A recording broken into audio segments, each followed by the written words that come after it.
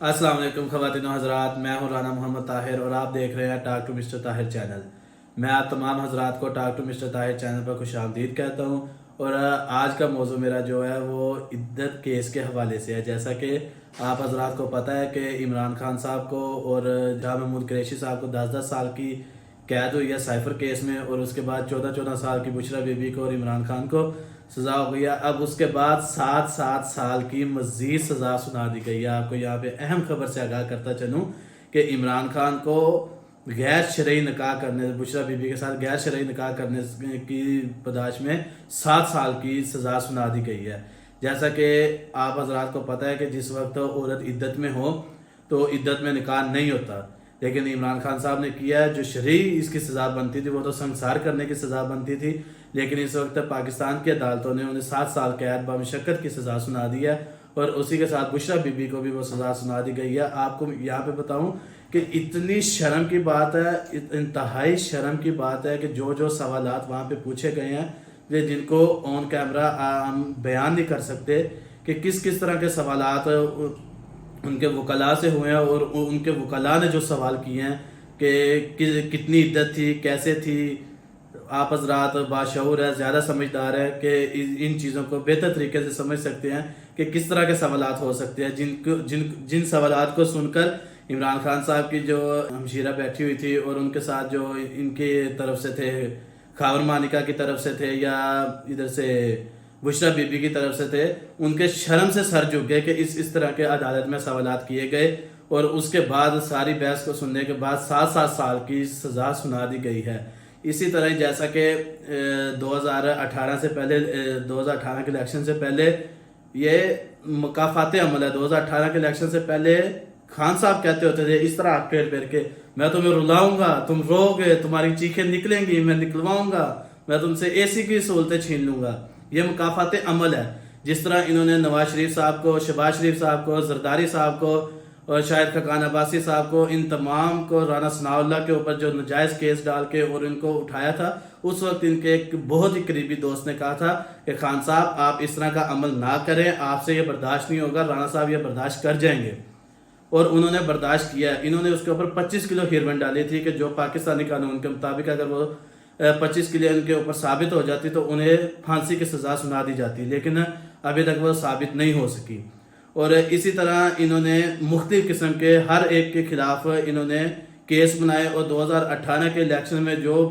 पाकिस्तान में पंजाब असम्बली का मजबूत उम्मीदवार था, जो वज़ीर आला का मजबूत उम्मीदवार था अलीम खान, उनको भी इन्होंने ऐसे ही उनके ऊपर केस डाला नहीं बल्कि डलवा दिया गया फैज़ हमीद के ज़रिए कि फैज़ हमीद के ज़रिए इनको नैब से तंग करवाया गया और कहा जी ये तो इनके ऊपर केस चल रहे हैं, मैं बड़ा पाक साफ हूँ और मैं इस तरह के लोगों से नहीं मुल्क चलवाऊँगा, मैं तो बासलाहियत लोग लेके आऊँगा। और फिर बुशरा बीबी के कहने पर इन्होंने उस्मान बुज़दार को पंजाब का वज़ीर आला बना दिया जो नाअहल था। और अब तो उसके खिलाफ भी माशाल्लाह करप्शन के केस खुल चुके हैं कि अब वो भी करप्ट हो चुका है, तो उसके खिलाफ भी अब केस लग चुके हैं अदालत में। इस वक्त जो इन्होंने कहा था कि नेक्स्ट स्टॉप ऑफ अडयाला, जिसके ऊपर इन्होंने तराने भी बनाए और इनके ऊपर इन्होंने जुमले भी कसे, इस वक्त खान साहब खुद अडयाला जेल के स्टॉप के ऊपर खड़े हुए हैं। क्या यही मुकाफाते अमल है? मैं तो इसे कुछ नहीं कहूँगा, लेकिन आप बेहतर तरीके से समझते हैं कि इन्होंने जब इनको कहा था कि मैं आपके एसी तरवा लूँगा, मैं आपसे सहूलतें छीन लूँगा, फिर इन्होंने कहा जी ये जरदारी बहुत ड्रामे करता है, ड्रामेबाज जरदारी है, ये व्हील चेयर पे आता है, ये बीमारी का बहाना लगाता है। फिर वक्त ने देखा कि खुद भी लोग व्हील चेयर पे अदालत पहुँचे और इन्होंने अपने जैसे शहबाज शरीफ साहब को कहते थे कि ये कमर के दर्द का बहाना लगाता है, इसको कुछ भी मसला नहीं है। लेकिन फिर वक्त ने देखा कि एक शख्स व्हील चेयर के ऊपर बैठ कर आया और अपने टांग के जख्म दिखा रहा था कि भाई मेरी टांग पे जख्म है, मुझसे आया नहीं जाता। और जब लंगड़े दौड़ने लग जाएं और मोटे भागने लग जाएं तो इसका मतलब ये है कि हाफिज साहब का दम चल गया। मैं किसी पे तनकीद नहीं कर रहा, आप बेहतर समझते हैं कि मैं किसी पे तनकीद नहीं करता, ना किसी का साथ दे रहा हूँ। ना मैं ये कह रहा हूँ कि आप वोट नवाज शरीफ को दें, ना मैं ये कह रहा हूँ कि आप इमरान खान को ना दें, लेकिन हर चीज़ को आप तराजू में रख के इसका वजन तो करें, इसको तोलें तो सही, इसको जांचें तो सही कि वोट की क्या अहमियत है, वोट की क्या इज्जत है।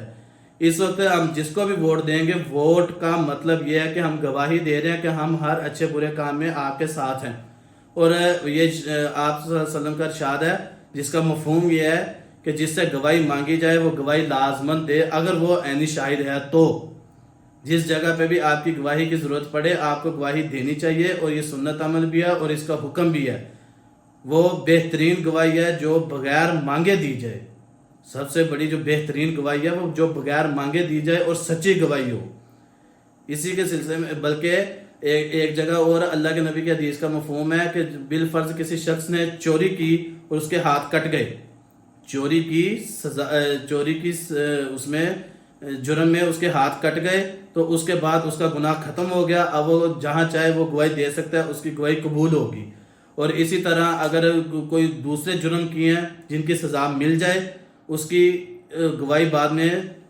مانی جاتی ہے، قبول کی جاتی ہے، اس کی گواہی کو مان لیا جاتا ہے ہر جگہ پہ۔ لیکن جو کسی کے اوپر الزام لگائے اور ثابت نہ کر سکے، اس کی گواہی قیامت تک نہیں مانی جائے گی۔ وہ جتنی دیر مرضی زندہ رہے، نہ اس کی دینی لحاظ سے کوئی اہمیت ہے اس کی گواہی کی، اور نہ ہی اس کی قانونی لحاظ سے کوئی اس کی اہمیت ہے، کہ انہوں نے اس طرح کے الزام لگائے، جس کے اوپر بھی لگائے۔ میں یہ نہیں کہوں گا، میں کسی پارٹی کی حمایت نہیں کر رہا، نہ میں کسی کے خلاف بول رہا ہوں، کہ انہوں نے جو الزامات لگائے، جس کے اوپر بھی لگائے، نواز شریف نے عمران خان پر لگائے یا عمران خان نے نواز شریف پر لگائے، یا زرداری نے ان دونوں پہ لگائے یا ان دونوں نے زرداری پہ لگائے۔ اس وقت جو پاکستان کی بڑی سیاستدان جماعتوں میں سے یہ 3 ہی سربراہ ہیں جو بڑی جماعتوں کے ہیں۔ میں انہی کی بات اسی لیے بار بار مثال کے طور پر بھی انہیں پیش کر رہا ہوں، کیونکہ اس وقت یہ مقبول ترین شخصیت ہے، اس لیے میں ان کی مثال دے رہا ہوں تاکہ ہر بندے کو سمجھ آ سکے کہ میں کس لحاظ سے مثال دے رہا ہوں، کہ انہوں نے ایک دوسرے پر الزام لگائے اور ثابت نہ کر سکے، جو الزام ثابت نہ ہو سکے۔ جیسا کہ اب عمران خان پر الزام تھا کہ اس نے غیر شرعی نکاح کیا ہے، لیکن وہ ثابت نہیں ہوا، لیکن اب جو اس کا فیصلہ آ گیا اس میں یہ ثابت ہو چکا ہے کہ اس نے واقعی غیر شرعی نکاح کیا تھا۔ اب غیر شرعی نکاح کرنے والا اسلام کا پاسدار تو نہیں ہو سکتا، اور یہ کہتا ہے کہ مجھے اللہ نے اگر جہنم میں بھی بھیج دیا تو مجھے وہاں پہ بھی سکون آئے گا۔ اللہ کے نبی نے ارشاد فرمایا کہ جہنم سے ڈرو اور جنت کی طلب کرو۔ کیا یہ فرعون بن گیا؟ جیسا کہ فرعون نے بھی دعویٰ کیا تھا انا ربکم الاعلی، میں تمہارا رب ہوں، اور پھر دیکھا کہ فرعون بھی اس نیل میں ڈوب گیا جس میں اس کو کسی قسم کا خطرہ بھی نہیں تھا، کہ جیسے موسیٰ گزر گیا اور میں بھی گزر جاؤں گا، اور اسے یقین ہی نہیں تھا کہ مجھے یہ دریائے نیل ڈبو دے گا۔ اور اسی طرح شداد کو بھی اپنے اوپر اتنا یقین تھا کہ میں اپنی جنت میں جاؤں گا، 100 سال کی پلاننگ کی تھی کہ میں یہاں پہ ایسے رہوں گا، لیکن نہیں، ایک اوپر بھی اللہ بیٹھا ہوا ہے جس کی ہم عبادت کرتے ہیں، جس کو ہم مانتے ہیں، جس کو یہ جیسے کہ انہوں نے ابھی تھوڑے دن پہلے کہا کہ مجھے اللہ نے ایسے تیار کیا ہے جیسا نعوذ باللہ اللہ نبی کو تیار کرتا ہے۔ آپ اس کو کس جگہ پہ ڈیفینڈ کریں گے؟ کس جگہ پہ آپ اس کی پارسائی کی گواہی دیں گے؟ نہیں، ووٹ عزت ہے، ووٹ گواہی ہے، گواہی دیں، لیکن گواہی اس کو دیں جو دو چیزوں پر پورا اترتا ہو، 2 کسوٹیوں پہ ان کو چیک کریں کہ کیا وہ اس چیز کا اہل ہے کہ اسے ووٹ دیا جائے۔ جو بھی شخص آتا ہے بالفرض، کوئی بھی میرے پاس آتا ہے کہ مجھے ووٹ دیں، میں اس کو چیک کروں کیا یہ اس قابل ہے کہ اس کو ووٹ دیا جائے، اس چیز کی اہلیت رکھتا ہے کہ میں اس کو ووٹ دوں۔ اور دوسری چیز کہ کیا یہ جو منشور پیش کر رہا ہے کہ میں ملک کی خدمت کروں گا، میں علاقے کی خدمت کروں گا، کیا یہ واقعی کرے گا یا کر سکتا ہے؟ اس کی بیک گراؤنڈ کیا ہے، اس کی ریئلٹی کیا ہے جو یہ بیان کر رہا ہے، اس میں کوئی حقیقت بھی ہے کہ نہیں؟ کیونکہ یہ نہ ہو کہ وہ الیکشن پہ جو خرچہ کر رہا ہے وہ بعد میں ہمارے اوپر سے وہ ڈبل ٹرپل کر کے نکالے۔ نہیں، اس کو 2 چیزوں پہ چیک کرے، اور بالفرض اب آپ کا سوال ہوگا کہ اس طرح تو کوئی بھی پورا نہیں اترے گا، کیونکہ یہ معاشرہ بھی ہم میں سے ہے، ہم بھی اس معاشرے سے ہیں۔ حکمران کوئی فرشتے نہیں ہے، نواز شریف کوئی فرشتہ نہیں ہے، عمران خان کوئی فرشتہ نہیں ہے، زرداری کوئی فرشتہ نہیں ہے، یہ بھی سارے ہم میں سے ہیں۔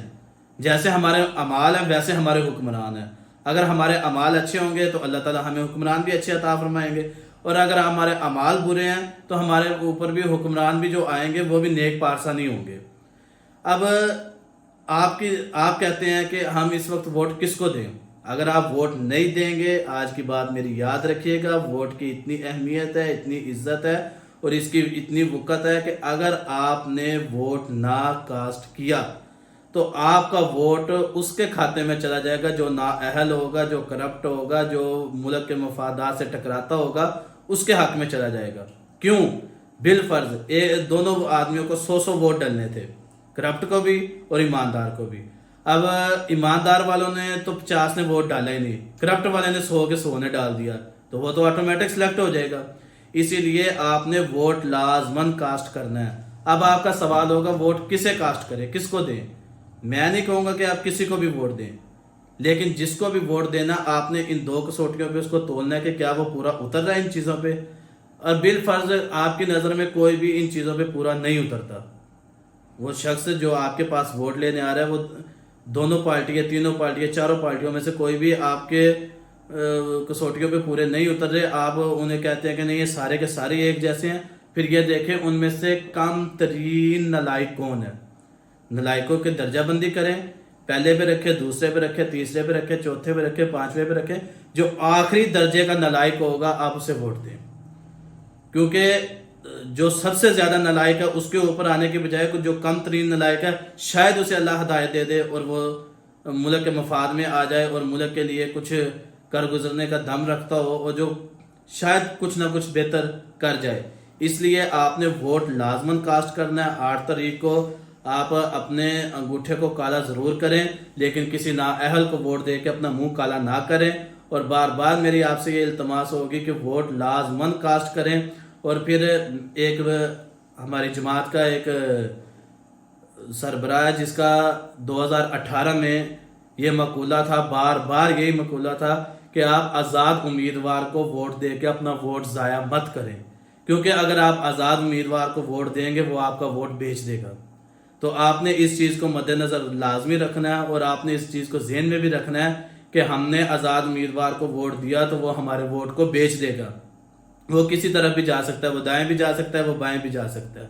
لیکن جو اس وقت ہو رہا ہے، جو میں نے سٹارٹ میں بات شروع کی تھی کہ اس وقت یہ مکافات عمل ہو رہا ہے کہ جو چیز بندہ آسمان کی طرف منہ اٹھا کے جب تھوکے گا تو تھوک ہمیشہ اپنے منہ کے اوپر ہی آئے گا۔ جیسا کہ اس کے بارے میں حفیظ اللہ خان نیازی نے بھی کہا تھا، جو اس کو کرکٹ میں لے کے آیا تھا، کہ عمران خان وہ شخص ہے کہ جو بھی اس کے لیے اپنی صلاحیتیں قربان کرے گا، جو بھی اس کے مفاد سے ٹکرائے گا، یہ سب سے پہلے اسے ہی قربانی کا بکرا بنائے گا۔ جیسا کہ بڑی ترین مثال جو پاکستان میں ہے وہ علیم خان کی ہے اور جہانگیر ترین کی ہے، کہ جیسے اس کا مفاد پورا ہو گیا تو اس نے دونوں کے پیٹھ میں چھرا گھونپ دیا۔ تو لہٰذا ان شخصیات سے بچیں جو دوغلے پن کی پالیسی میں رہتے ہیں، جو احسان فراموش ہے، جو بے غیرت ہے، بے حیا ہے، جن کو نہ تو اسلام کی تمیز ہے کہ عدت کتنی ہوتی ہے اور کب تک ہوتی ہے، اور عدت میں نکاح ہو سکتا ہے یا نہیں ہو سکتا ہے، ایسے بے غیرتوں سے بھی دور رہیں، اور جو لوگ ان چیزوں کی سپورٹ کرتے ہیں ان سے بھی دور رہیں، اور جو صرف اس نے ایک اعلان اچھا کیا ہے کہ آپ آزاد امیدوار کو ووٹ دے کر اپنے ووٹ کی اہمیت کو کم نہ کریں۔ تو امید کرتا ہوں کہ اگر کسی کے دل کے اوپر کوئی بھی بات گراں گزری ہو تو میں معذرت خواہ ہوں۔ آپ کا اس ویڈیو کو دیکھنے کا بہت بہت شکریہ۔ Thanks for watching. اللہ حافظ۔